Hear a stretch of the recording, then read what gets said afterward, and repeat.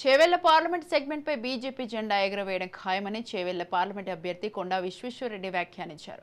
కాగా ఎన్నికల ప్రచారంలో భాగంగా మహేశ్వరం నియోజకవర్గంలో ప్రజా ఆశీర్వాద యాత్ర నిర్వహించారు. మీర్పేట్ కార్పొరేషన్ పరిధిలోని పలు కాలనీల్లో పర్యటించారు. దేశ అభివృద్ధి కోసం కుటుంబాన్ని కూడా త్యాగం చేసి శ్రమిస్తున్న నరేంద్ర మోడీకి చేవెళ్ల ప్రజలంతా అండగా నిలవాలని ఆయన కోరారు.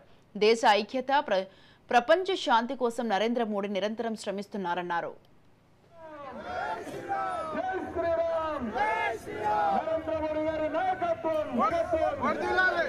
కొండా విశ్వేశ్వరరెడ్డి గారి నాయకత్వం కిషన్ రెడ్డి గారి మన చేవెళ్ల పార్లమెంట్ అభ్యర్థి గారు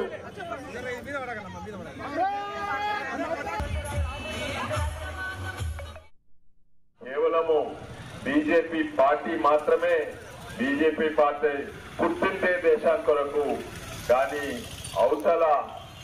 అవతలున్న కాంగ్రెస్ పార్టీ అది ఎవరి కొరకు ఎవరిని రిప్రజెంట్ చేస్తుంది?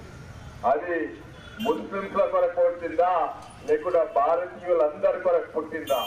వాళ్ళు కొట్లాడేది ముస్లిం రిజర్వేషన్స్ కొరకు, అంబేద్కర్ కు వ్యతిరేకంగా, రాజ్యాంగానికి వ్యతిరేకంగా, సుప్రీంకోర్టుకు వ్యతిరేకంగా వాళ్ళు కొట్లాడేది కేవలం ఒక వర్గం, ఒక మతాన్ని కొరకే. అది మతతత్వ పార్టీ అయింది. మనం భారతీయులందరి కొరకు కొట్లాడేది కేవలము